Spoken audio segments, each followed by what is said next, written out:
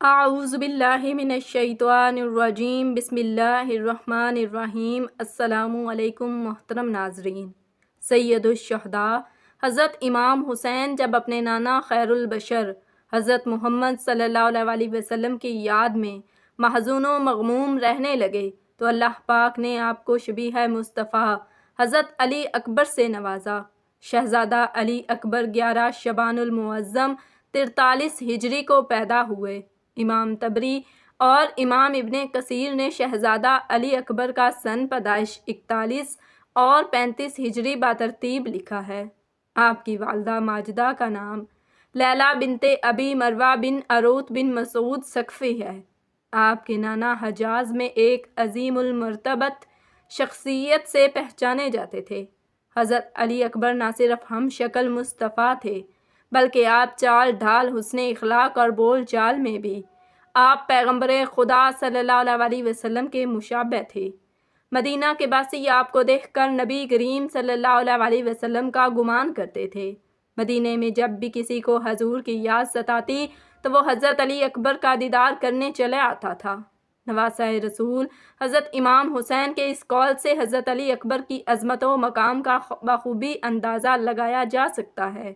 آپ اکثر فرمایا کرتے تھے، ہم جب بھی رسول خدا صلی اللہ علیہ وسلم کی زیارت کے مشتاق ہوتے تو ہم علی اکبر کے چہرے کی طرف نگاہ کیا کرتے، کیونکہ میرا بیٹا رسول خدا کے ساتھ بہت زیادہ مشابہت رکھتا ہے۔ ایک دفعہ ایک بوڑھی اجمی شخص حضرت امام حسین کی بارگاہ میں حاضر ہوا اور حضور صلی اللہ علیہ وسلم کے دیدار کو یاد کر کے رونے لگا۔ آپ نے اپنے شہزادے علی اکبر کو آواز دی۔ جیسے ہی وہ اس بوڑھے شخص کے سامنے آئے تو بوڑھے شخص نے ایسے محسوس کیا کہ جیسے وہ حضور صلی اللہ علیہ وسلم کی زیارت کر رہا ہے اور تاب نہ لاتے ہوئے بے ہوش ہو گیا۔ بہادری آپ کے پاک خون میں شامل تھی اور آپ کی پرورش حسنین کریمین کے سایہ شفقت میں ہوئی۔ حضرت عبد المطلب اور حضرت ابو طالب کی طرح شہزادہ علی اکبر کی مہمان نوازی بہت مشہور تھی۔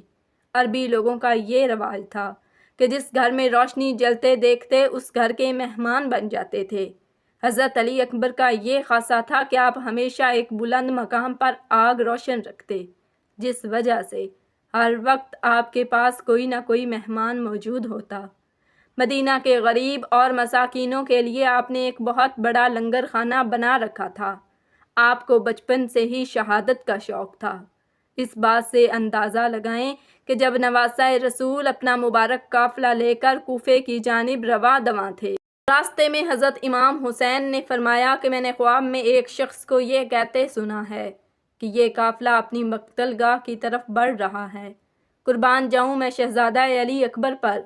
جب انہوں نے یہ سنا تو پوچھنے لگے، بابا کیا ہم حق پر نہیں ہیں؟ حضرت امام حسین فرمانے لگے، بے شک کیوں نہیں بیٹا۔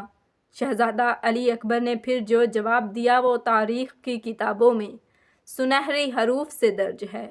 آپ فرمانے لگے، جب ہم حق پر ہیں تو پھر ہماری شہادت بھی یقینی ہے، مرنے سے کوئی خوف نہیں ہے۔ چونکہ حضرت علی اکبر کی آواز مبارک بھی اپنے جد امجد نبی مکرم صلی اللہ علیہ وآلہ وسلم کے ساتھ ملتی تھی، اس لیے نواسۂ رسول حضرت امام حسین اکثر اپنے بیٹے علی اکبر کو ہی اذان دینے کا حکم دیتے تھے۔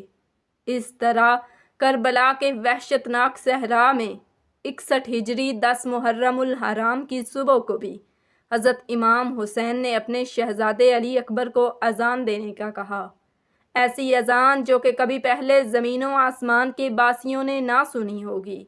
ہوائیں معطر ہونے لگتی ہیں، پہاڑ ہلنے لگتے ہیں، لیکن پھر بھی شقی القلب لشکر کو ندامت محسوس نہیں ہوتے۔ دنیا کے طالب ان بدبختوں کے دل نہیں لرزے۔ اذان ختم ہوتی ہے، نماز ادا کی جاتی ہے۔ بنی ہاشم کے شیروں میں سے سب سے پہلے حضرت علی اکبر ہی اجازت مانگتے ہیں، میں میدان میں سب سے پہلے جاؤں گا، جسے ہم شکل پیغمبر بارگاہ حسینی میں حاضر ہوتے ہیں۔ ابا جان اب مجھے اجازت دیجیے۔ حضرت امام حسین نے ان کی پیشانی پر الوداعی بوسہ ثبت کرتے ہوئے جوان سال بیٹے کو سینے سے لگا لیا اور بیٹے کو حسرت بھری نظروں سے دیکھا اور دعائیں دے کر مقتل کی طرف روانہ کیا کہ بیٹا جاؤ، اللہ کی راہ میں اپنی جان کا نذرانہ پیش کرو۔ علی اکبر شیر کی طرح میدان جنگ میں آئے۔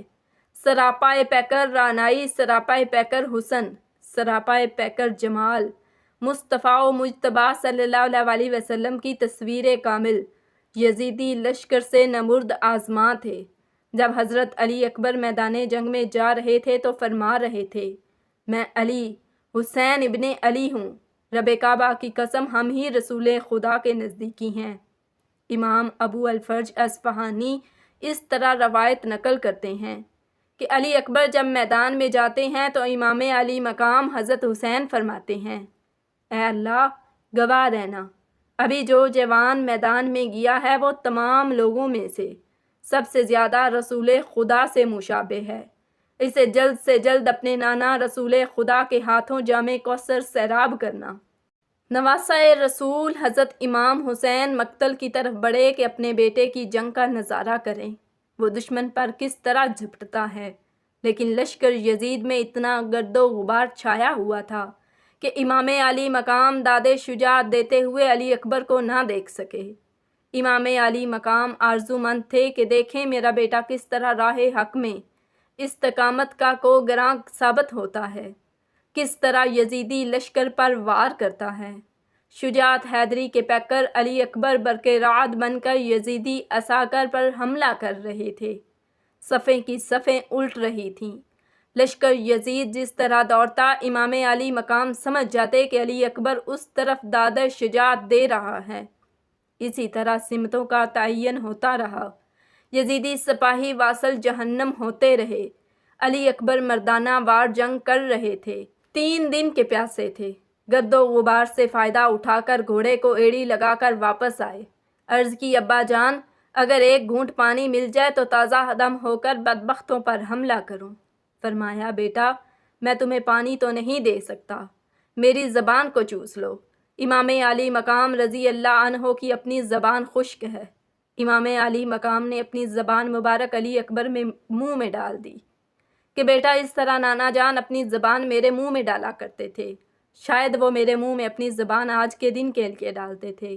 علی اکبر نے اپنے بابا کی سوکھی ہوئی زبان چوسی، ایک نیا حوصلہ اور ولولہ ملا، پلٹ کر پھر لشکر یزید پر حملہ کر دیا اور بہت سے دشمنوں کو جہنم واصل کر کیا۔ اچانک لڑتے لڑتے آواز دی، ابا جان مجھے تھام لیجئے۔ حضرت امام حسین رضی اللہ تعالیٰ عنہ سمجھ گئے کہ جوان سال بیٹے کی شہادت کی گھڑی آ گئی۔ دوڑ کر علی اکبر کی طرف آئے، قریب ہو کر دیکھا تو ہم شکل پیغمبر علی اکبر زمین پر تھے۔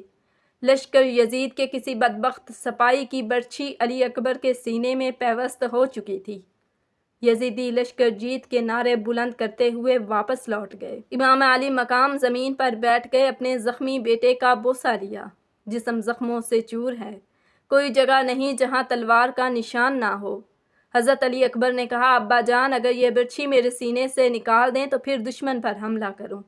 امام علی مقام نے ایک دفعہ بیٹے کے سینے میں لگی برچھی کو دیکھا اور ایک دفعہ آسمان کی طرف نظریں اٹھائیں، جیسے کہہ رہے ہوں کہ یہ کام تو بیٹے پر چھری چلانے سے بھی زیادہ مشکل ہے۔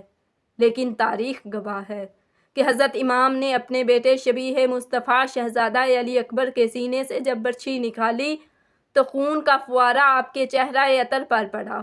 ادھر شہزادہ نے آخری آہ بھری اور روح قفس انصری سے پرواز کر گئی۔